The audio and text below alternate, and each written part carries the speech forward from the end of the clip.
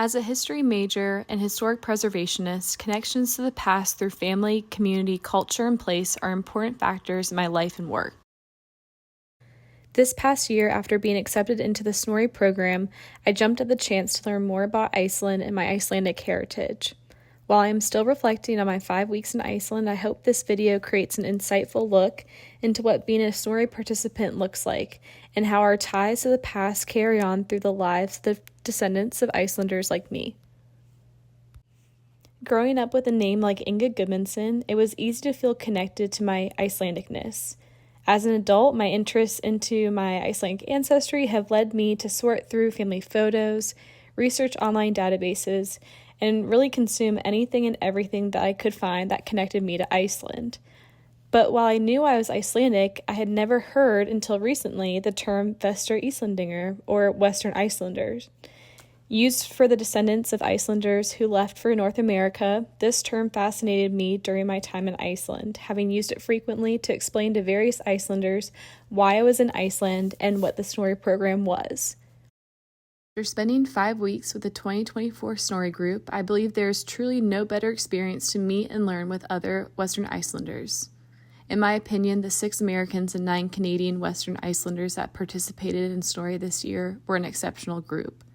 Whether attempting to order ice cream in Icelandic or hiking up a waterfall in the West Fjords, our time in Iceland was spent asking questions, learning about each other, and really ingratiating ourselves into Icelandic culture. While in Iceland, I continued to research my Icelandic family history. A major part of that research centered around my grandfather, Ivar Gudmundsson. Born in Reykjavik in 1912, Ivar was a journalist, writer, and diplomat. While sifting through documents with my half-cousin Helma, I found a draft of a speech Ivar wrote in the 1970s. At the time, Ivar was Consul General of Iceland in New York, and he was asked to come to Winnipeg and give this speech. The Snorri program always ends with the final presentations that are presented by the Snorri participants on the last night in Iceland. Since Ivar's speech focused on the perspective of Western Icelanders, I knew this speech would be perfect for my presentation, and I was struck by the relevance it had to my current Snorri experience, specifically to understanding what my place is as a Western Icelander living in the United States and interested in my Icelandic ancestry. Early in his speech, Ivar shared his own recollections of what he thought of Western Icelanders as a young Icelandic boy growing up in Reykjavik in the first 2 decades of the 20th century. He said, "When I say that I found the Western Icelanders who came to Iceland kind of strange, it might have been my own shyness. America was so far away, and we had such peculiar ideas about this foreign land. Until this time, the Western Icelanders had, in my mind, been more of a legend than a reality, somewhat like out-of-a-story book characters, like the Iceland-Brazil travelers whom I had read about as a young boy."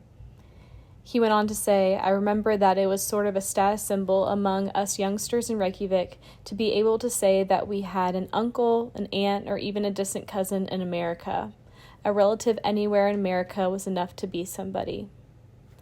Previously, it was believed in Iceland that they who left for America to settle there would never come back. This was true for most. When I left for a post at the United Nations in 1951, my mother bid farewell with these words, "I could just as well follow you to your grave. Those who go to America never return. America has taken away all of our best men from us." Even though most of the first generation of Icelandic Americans and Canadians might not have traveled back home to Iceland, the past 25 years of Snorri participants are proof that we Western Icelanders do come back. While the language might not be spoken anymore in North America, other parts of Icelandic culture are alive in America and Canada. Foodways, holidays, storytelling, and various other aspects of our Icelandic heritage are apparent in our generation of Western Icelanders. After finishing my 5 weeks in Iceland, now as a Snorri alum, I believe that is evident in the conversations I had with host families, shopkeepers, and random Icelanders in my travels that just like my grandfather a century ago, Icelanders still hold a sort of reverence for us Western Icelanders. I will end this video as I ended my presentation with words of advice.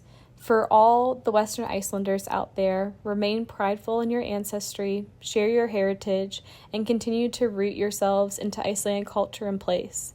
While we might not all speak Icelandic, as my grandfather said, the language is important. However, love and loyalty needs no special language. It is most important what is in the heart, not what is on the tongue.